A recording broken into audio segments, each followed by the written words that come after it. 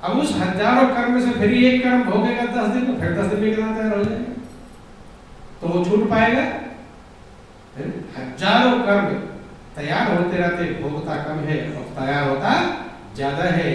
इसलिए बिना संत सदगुरु की शरणागति के कभी भी कर्म बंधन से छूट नहीं सकते, क्योंकि वो उपाय बताते हैं।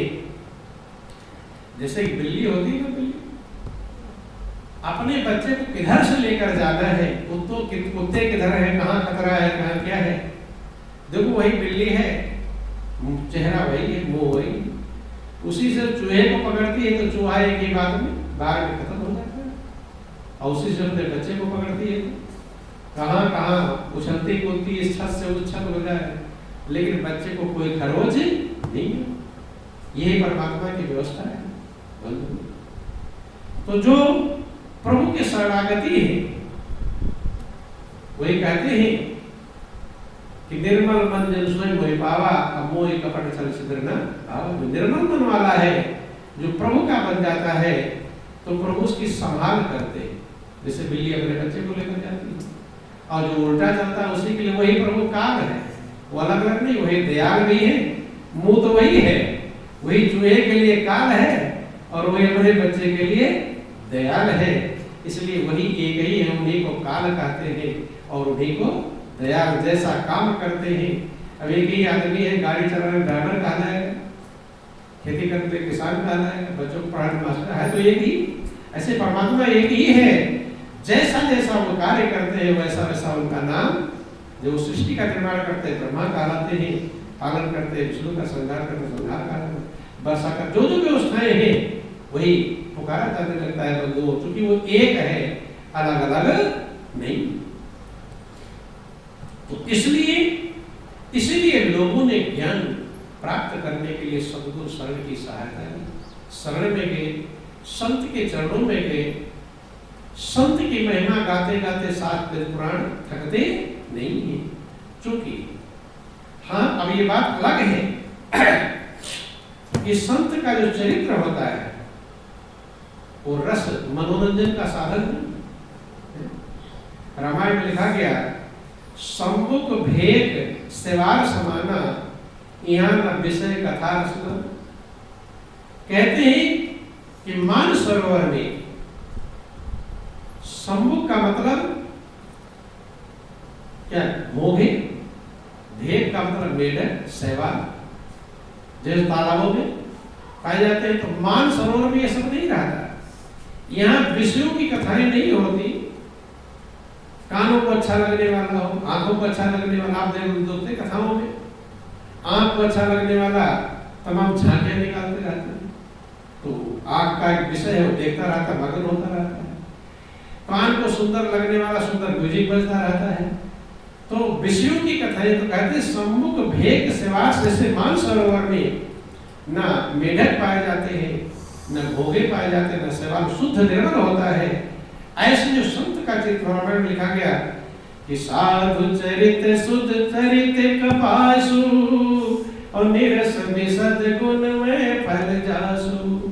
संत का चरित्र होता है, शुभ चरित्र होता है, कल्याण करने वाला होता है, कपास के समान होता है।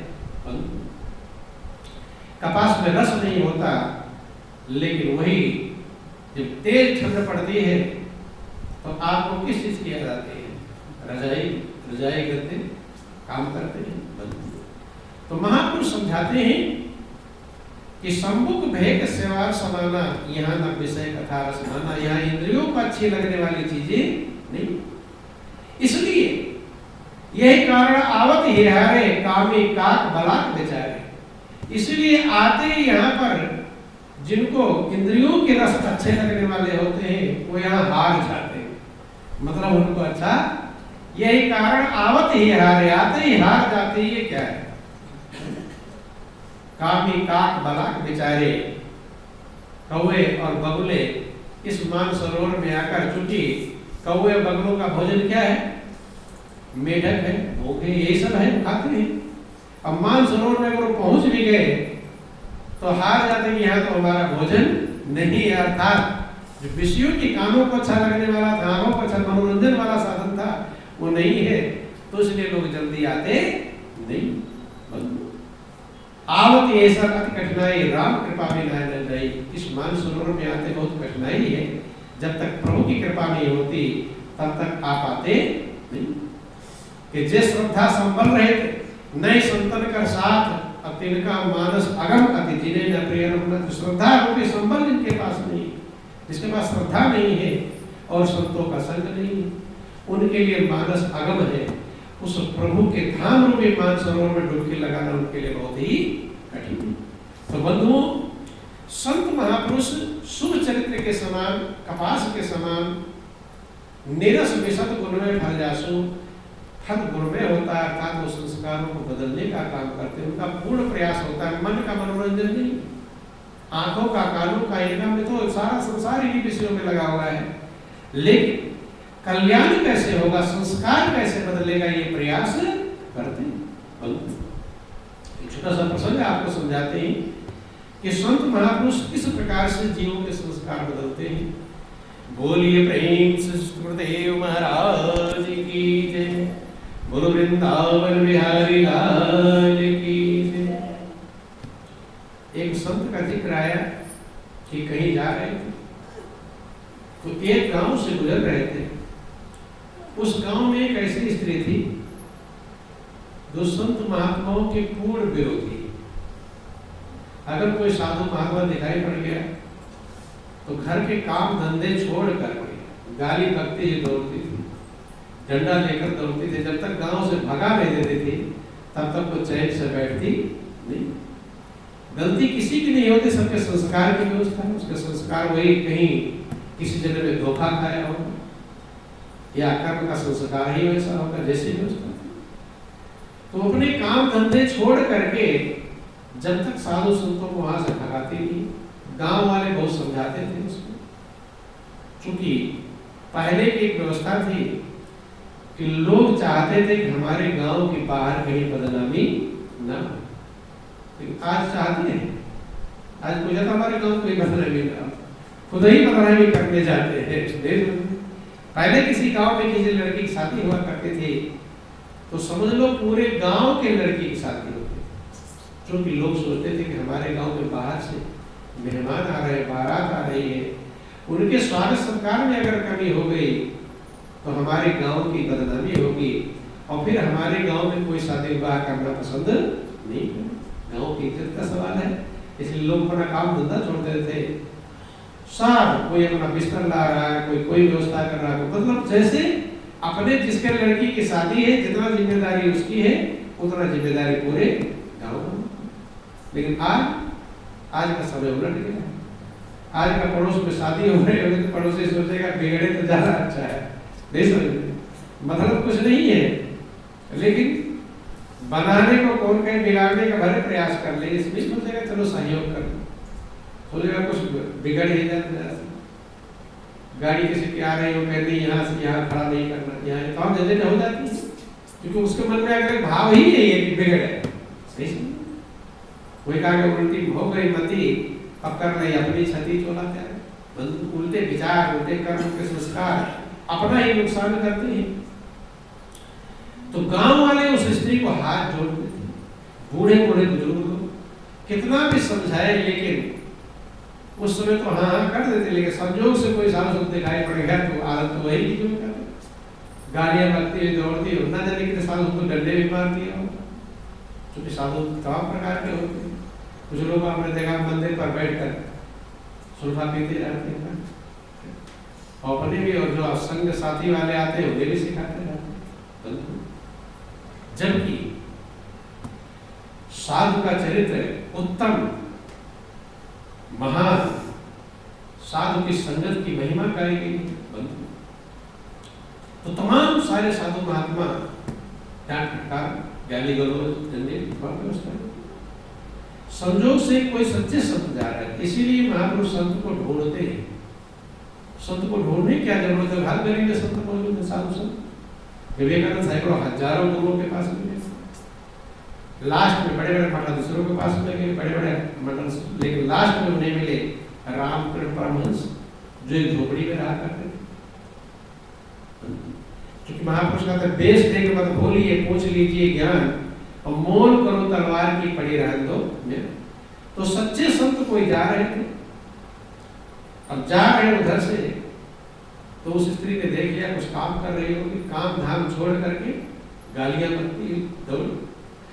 तो संत सोचे गालियां बक रही, मुझसे क्या मतलब है, बक रही हो किसी को, लेकिन जब डंडा लेकर उन्हीं की तरफ दौड़ी तब समझ गए तो मेरे लिए ये व्यवस्था है, भागे।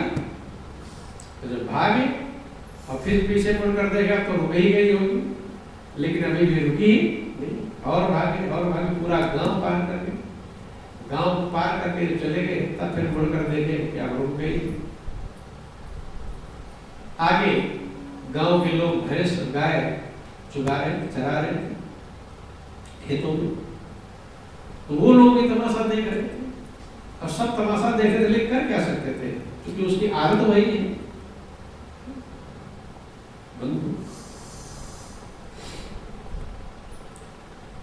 अब संत ने कहा कि भाई क्या बात है, लोग कहे महाराज आप ज्यादा परेशान मत हुई, इसका तो यही है क्या बात है, मैंने देखा भी नहीं कहाँ स्त्री खड़ी है। अगर ये होता कि मेरी नजर पड़ गई होती तो ये सोचता था कि भाई सोच ले बुरी नजर से देख रहा है इसलिए गाली पकड़ने लगी, मैं देखा भी नहीं कहाँ है। जब गाली पक रही तो मैंने सुना तो जरूर, लेकिन समझा कि उससे क्या मतलब किसी गाली पक रही होगी, लेकिन डंडे लेके तो मेरे पीछे दौड़ रही था। तो महाराज हम हाथ पैर सब इसके गिर कर देख लिए, अब क्या करें, मानती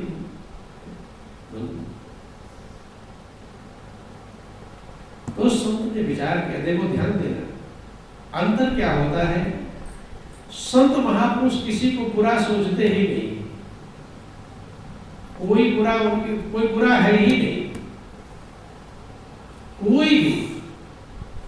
हाँ उसके संस्कार जैसे हैं वैसा ही हो, संस्कार बुरे हो सकते हैं लेकिन बुरा कोई भी नहीं। संत ने विचार किया, क्योंकि संत को दया आती है, ये नहीं को डंडे लेकर दौड़ी गाली बकते दौड़ी तो नाराज हो मुझे क्यों गाली बका, गाली बक क्यों रही है, जब उसके संस्कार जैसे तैसे तो बक रही है, गलती किसकी है, उसके संस्कार की है। भाई कोई गंदगी में लौट रहा हो वो थोड़ा गंदा हो गया, और नाला तो साफ हो जाए, लेकिन लोग उसे ही बुरा कहने लगते हैं, यही बहुत बड़ी भूल है। कैसा भी कोई है उसके संस्कार की गलती है, उसके कर्म की गलती है। तो संत महापुरुष विरोध नहीं, उल्टा नहीं समझते, और वास्तव में किसी की बुराई जब आप देखो, पहले तो देखो नहीं, और देखे तो उसे दूर करें, तब तो देखना सही। और बुरा समझ कर देखने से तो एक बुराई हमें भी मिल जाएगी। अगर आपने देख लिया तो समझ गए कि ये बात बुरा है, अब उसे दूर करो तभी तो तुम्हारी समझदारी है, और दूर किए नहीं और बुरा हो समझने लगे, फायदा क्या मिलेगा। बोलिए प्रेम से गुरुदेव महाराज की।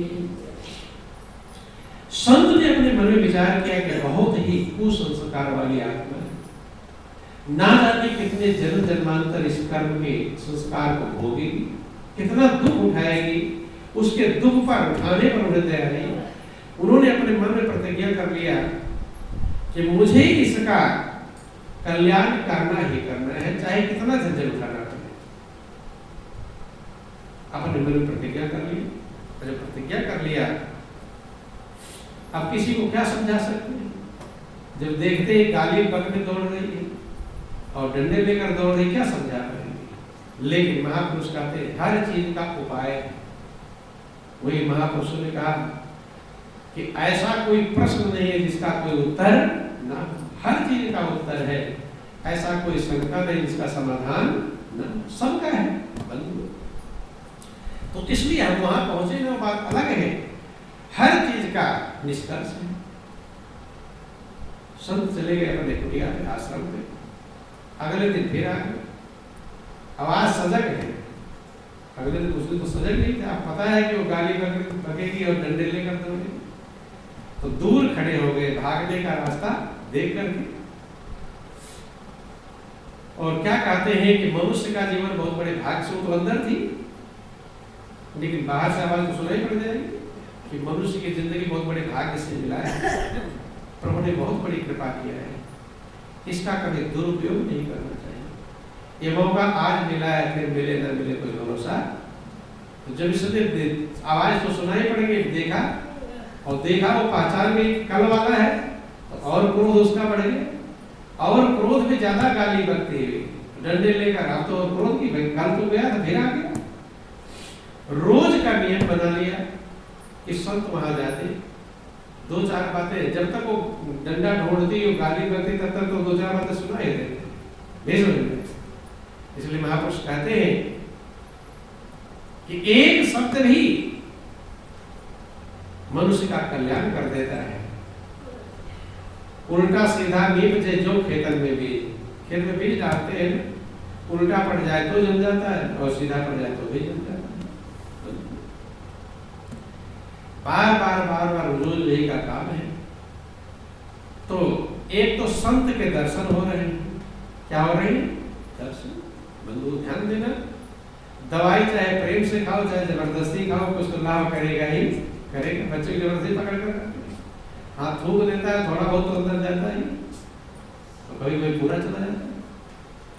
तो दो चार बातें सुनाते, एक तो संत का दर्शन हो रहा है। रामायण में लिखा दरस परस मंजन रूपाना तो कटे पाप का भेद पुराना। क्योंकि संत की सभा ही अनोखी अयोध्या है। संत सभा अनुपम अवध, सकल सुमंगल बोल। अवध का मतलब, वध का मतलब जहां जन्म मृत्यु है, अवध का मतलब जहां जन्म मृत्यु नहीं है। अनोखी अयोध्या उसे कहते हैं। जो संतों की सभा, देखो संतों की सभा को तीर्थराज प्रयाग भी कहकर पुकारा गया, संतों की सभा को अयोध्या भी कहकर पुकारा गया। तो हर तरफ से एक इशारा किया गया कि संत के पास जाओ। कहां जाओ? संत के पास। अब एक तो संत दर्श से पाठक करें, संत के दर्शन से पाठ करते हैं, तो रोज दर्शन हो रहा है। चलो भाव से दर्शन करती तो ज्यादा कटता है, और वो भाव से कर रही है तो कुछ तो कटेगा ही कटेगा। अब दूसरा चीज है, रोज सत्संग की दो चार बातें भी सुन रही है। एक घड़ी आधी में पुनियाद तुलसी संग साध की कटे को भी अपना। तो एक तो सत्संग मिल रहा है, दूसरा संत का संग मिल रहा है। एक दिन की बात थी, जब संत आए तो उस समय वो घर की लिपाई कर रहे थे गोबर मिट्टी से। तो अब दो चार बातें से बोला, और उसको तो कन्फर्म है कि आएगा ही आएगा, और लगभग टाइम वही है। अपना पूजा पाठ भोजन इत्यादि करके तब जाते थे, ताकि टाइम मिल जाए तो कोई दिक्कत नहीं। कहीं भी आदमी जाता तो सब काम निपटा कर तब जाता। लिपाई कर रही थी, जब देखा तो डंडा तो जल्दी मिला नहीं, उसी गोबर मिट्टी सना हुआ जो कपड़ा था उसी को उठाकर मारा, और मारा तो उनकी आंख पर, चेहरे पर लगा, आंख में भी कीचड़ घुस गया। और जल्दी भागे कैसे, आप आंख मलते हुए डंडा उधर ढूंढने के लिए इधर फेंक, वही फेंक दिया कपड़ा। तो संत ने क्या किया, उस कपड़े को लेकर भागे। कौन सा? जो लिपाई वाला कपड़ा था, गोबर मिट्टी से सना, ले गए। उसे अच्छी प्रकार से धोया, साफ किया। जब एकदम साफ हो गया तो उस कपड़े की बत्ती बनाई। क्या बनाई? बत्ती। और जितने महात्मा लोगों के कमरे थे, उनके दीपक में जो बत्ती थी उसे निकाल दिया, और कौन सा बत्ती लगाया? वो जो स्त्री वाला कपड़े का बत्ती लगी। जब वो लगा दिया तो जो बत्ती जलेगी तो उस बत्ती का फल किसे मिलेगा? कि जिसका वो कपड़ा है।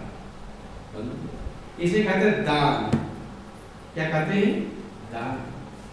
वो दान हो गया कपड़ा उसका। क्या हो गया? दान। चूंकि महापुरुष ने कहा, रामायण वर्णन आया कि धर्म के 4 चरण हैं, 4 पैर हैं। कितने पैर हैं? 4। प्रगट 4 पद धर्म के, और कलिमा हो एक प्रधान।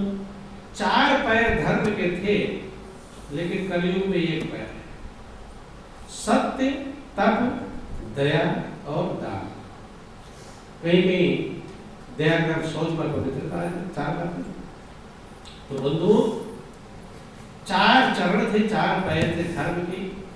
ये चारों चीजें रहने तब धर्म चलता है। सत्य हो, तपस्या हो, त्याग की भावना हो, दया हो आपके अंदर और दान की भावना हो, तब आप धर्म के मार्ग पर चल पाएंगे। लेकिन कलिमो एक प्रधान, कलयुग में एक ही प्रधान रह गया था। 3 पैर टूट गए, इसलिए धर्म को लगड़ा कहते हैं। क्या कहते हैं? इसलिए धर्म को पकड़ कर चलाना पड़ता है। भाई 4 पैर वाला कोई या 2 पैर वाला आदमी 1 पैर को पकड़ कर चलाना पड़ेगा, बैसाखी चाहिए। इसी धर्म चलता है, इसलिए धर्म को धक्का देना पड़ता है। नहीं तो वैसे चले तो सब लोग धर्म कर लेंगे। तो धर्म अलग चीज है। धर्म का अभिप्राय इसका धारते ही धर्म, जो धारण करने योग्य है उसको हम धारण कर ले अपने हृदय में। जो कुछ उल्टा धारण किए उसे हटा करके जो धारण करने योग्य है वो परमात्मा है, उसको धारण कर लेना ही धर्म है। तो सत्य आप आज के समय में मौजूद बहुत ही कम है। बिना मतलब के लोग झूठ बोलते हैं, नहीं बोलते, पूछो है कहीं तो बताएंगे, कहीं घर में भी झूठ बोलते हैं। जिन घर वालों के लिए अच्छे बुरे पाप कर्म करके कमा कर लाते हैं, किसके लिए कमा रहे हैं? अच्छे बुरे कर्म कर रहे हैं परिवार वालों के, उनसे भी झूठ बोलते हैं। बोलते ही नहीं बोलते। तो इसलिए सत्य की व्यवस्था है। तब माने तपस्या। पहले आप सोचते थे कि पैर के घोड़े में खड़े रहते थे, आवाज अच्छे मखमल गद्दे पर गा दो, आराम से बैठ कर भजन करो तो भी नहीं होता। तपस्या की व्यवस्था भी नहीं। और दया, आदमी तड़पता रहता बगल में, वहीं से चले जाते हैं, कोई असर नहीं पड़ता। दया है, दूसरे को कितना दुख हो जाए कुछ दया नहीं आती।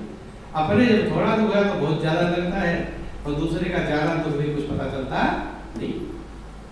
तो इसलिए कहते प्रकट 4 पद धर्म के, कलिमो एक प्रधान, कलियुग भी एक प्रधान है। केन विद देने दान करे कल्याण। जिस भी किसी विद से दान दे देगा कल्याण ही करेगा। उसने दान थोड़ा दिया था, लेकिन संत ने उसे दान बना दिया। क्या कर दिया? दान बना। सबके कमरों में बत्ती जल रही है, जो रोशनी मिल रही है, उसका जो फल है उस किसको मिल रहा है? उस स्त्री। तो 3 प्रकार से, एक रोज संत के दर्शन हो रहे हैं, दूसरा सत्संग की कुछ बात सुन रही है, और तीसरा ये दान की व्यवस्था है, बत्ती जल रही है। तो धीरे धीरे संस्कार बदलते हैं। क्या बदलते हैं? बदलते। रोज जाते रहे तो धीरे धीरे गाली हल्की पड़ गई, कम पड़ गई। अब डंडे लेकर दौड़ते थे, 2-4 उल्टा शब्द ही बोलते थे।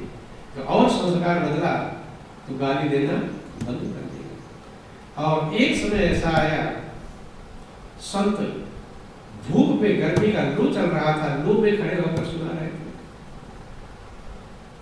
तो उसने कहा छज्जे के नीचे खड़े हो जाओ, वहां लू चल रहा है। आज सही बात बोला, आज तो गाली ही गाली था। आज उसने ऐसी बात बोला, लेकिन संत डरे तो है नहीं, कहीं ऐसा ना हो स्त्री तो वही है, नजरे कितने संस्कार बदले हैं, कितना बचा हुआ है। छज्जे के नीचे खड़े तो हो गए, लेकिन डरे कि भागने की व्यवस्था उधर तैयार है। जितना देर सुनाया 2-4 बातें, जितना संस्कार उतना सुना, फिर अंदर चली गई संत। धीरे धीरे और संस्कार बदला, और खड़े खड़े सुना रहे हैं। तो उसने कहा खड़े खड़े पैर दर्द हो तो बोरी पे बैठ जाओ। किस बैठ जाओ? बोरी दे दी, बोरी पर बैठ। अब अपने बैठी है तखत पर, और संत कहाँ बैठे हैं? बोरी सुना रहे। और संस्कार चेंज हुआ। एक दिन उसके मन में विचार आया कि सत्संग असर करता है, कि सत्संग करेगा असर धीरे धीरे, मगर जीव छोड़े कुसंग धीरे धीरे। सत्संग तभी असर करेगा, कुसंग छोड़ेंगे। अब इधर गंगा नहाए, उधर जाकर कीचड़ में लेट गए, तब इन्हें असर करता नहीं है। उधर जो कुसंग दुनिया का मिल रहा है, उससे से भी हम बचना चाहिए। संसार, क्योंकि ये कुसंग जो है, ये सबसे बड़ा बाधक है।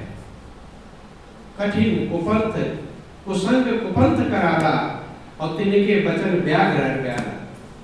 मानसरोवर में डुबकी लगाने के लिए जो कुसंग है, कठिन कुसंग कुपथ माने कठिन रास्ता है। कुसंग में आप रहेंगे तो आपका रास्ता कठिन हो जाएगा। और कुसंगियों की जो बाणी है, उनकी बाणी व्याघ्र हर व्याघ्र, बाघ है, हरि माने सिंह है, व्याघ्र माने सांप है। समझ लो, जा रहे हो पहाड़ पे, बाघ मिल गया, शेर मिल गया, सांप मिल गया तो रोक देगा रास्ता। ऐसे कुसंगियों की जो बाणी है वो आपके मानसरोवर, मन के सरोवर में डुबकी लगाने जा रहे हैं, वो रोक देगा, कल्याण के मार्ग में रोक देता है। इसलिए कुसंग से भी बचना चाहिए बंधु। अब उसके अंदर विचार आया कि ये तो उल्टा कर रहे हो, वक्ता को ऊंचे बैठना चाहिए और श्रोता को नीचे बैठना चाहिए। भाई सत्संग के सुने से कुछ तो असर पड़ा। और मैं तो तखत में बैठी हूँ, संत बेचारे नीचे जमीन पर बैठे। महाराज तो उल्टा हो रहा है। ये क्या उल्टा हो रहा है? आप ही ने सुनाया था वक्ता को ऊंचे बैठना चाहिए और श्रोता को नीचे बैठना चाहिए। मैं तो नीचे बैठी हूँ, तुम नीचे, तो ऐसा करो आप तखत पर बैठो, मैं नीचे बैठू। आप तखत पर बैठो। तो ध्यान देना, ये एक मार्ग है। दुनिया का रुपया किसी को मिलता हो तो उसके मन में ये नहीं आता कि और लोग ले ले। आता है क्या? आता है मैं ही पहनूं।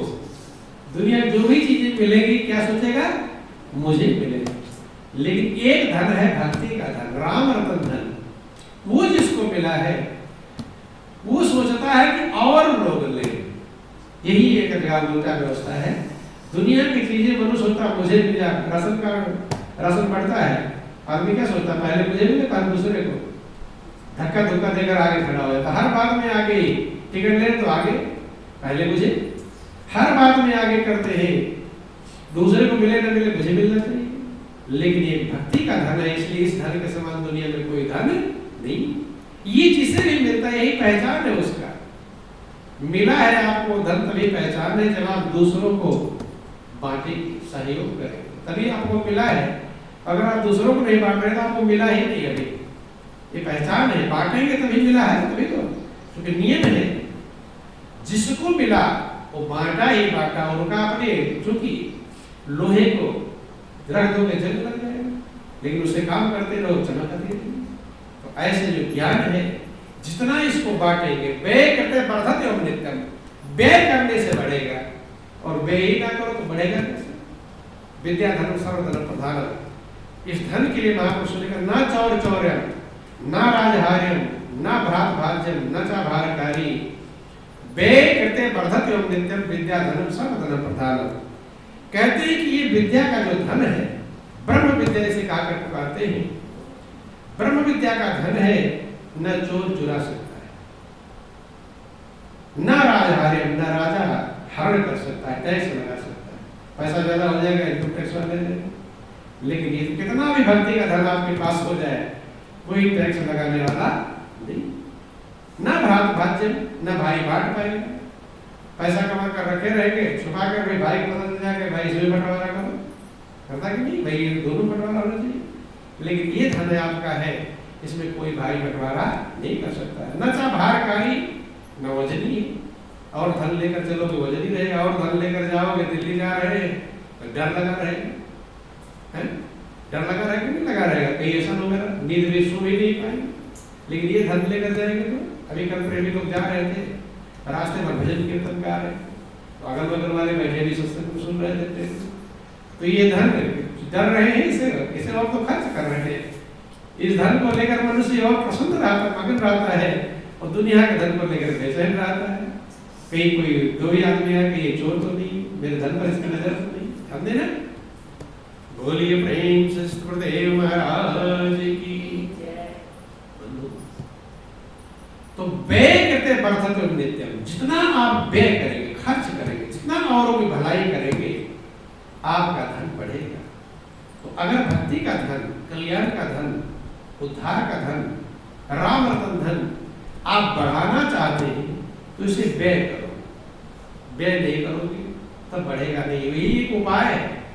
बढ़ाना है तो व्यय करना। खर्च तो कितना अच्छा है कि खर्च भी करो और बढ़े भी। और धन है, खर्च करो घट जाएगा, चिंता लगी रही, इतना खर्च हो गया, टेंशन है, और ये धन है खर्च करो और बढ़ेगा और खुशी मिलेगी। बंधु, व्यय करने पर बढ़ता है। विद्या धनम सर्वप्रधानम प्रधानम, विद्या धन सब धन से। जनरली लोग विद्या दुनिया की पढ़ाई लिखाई को समझते हैं, लेकिन सही विद्या सा विद्या है विमुक्त है। विद्या वो है जो आपको बंधन से छुड़ा दे। दुनिया की पढ़ाई लिखाई वाली विद्या तो और बंधन में डालती है और फंसते चले जाते हैं। ये पढ़ ले तो ये पढ़ ले, ये पढ़कर क्या करूंगा, पैसे कमाऊंगा, पैसे कमा कर क्या करूंगा, अपनी इच्छा पूरी करूंगा, क्या करूंगा, इधर सब इच्छा है, लेकिन इच्छा है किसी, इसीलिए तो पढ़ लिख रहे हैं। कोई इसलिए पढ़ रहा है कि मैं वो करूंगा, ज्यादातर ये पढ़ते हैं ज्यादा पैसा कमाऊंगा, पैसा कमाने के लिए पढ़ रहे हैं।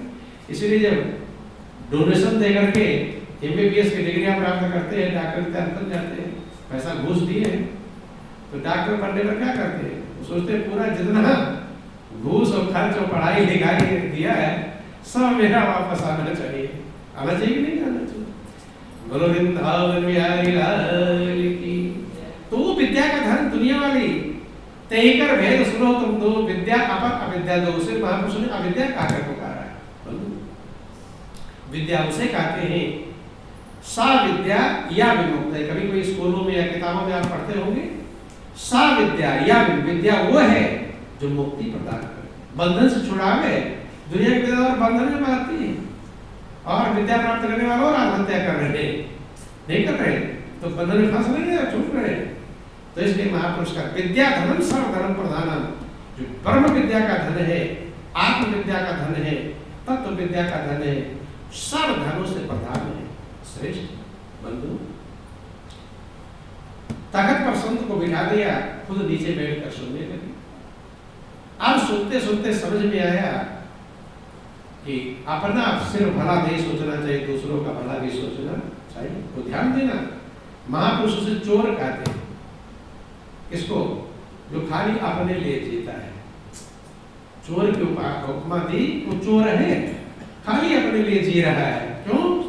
क्योंकि आपने लिया कितने उसे, सूरज से रोशनी लिया, हवा से क्या लिया, जल से कितनी चीजों से लिया है, लेकिन लिया खाली अपने लिए और वो नहीं दे रहे, इसलिए चोर है।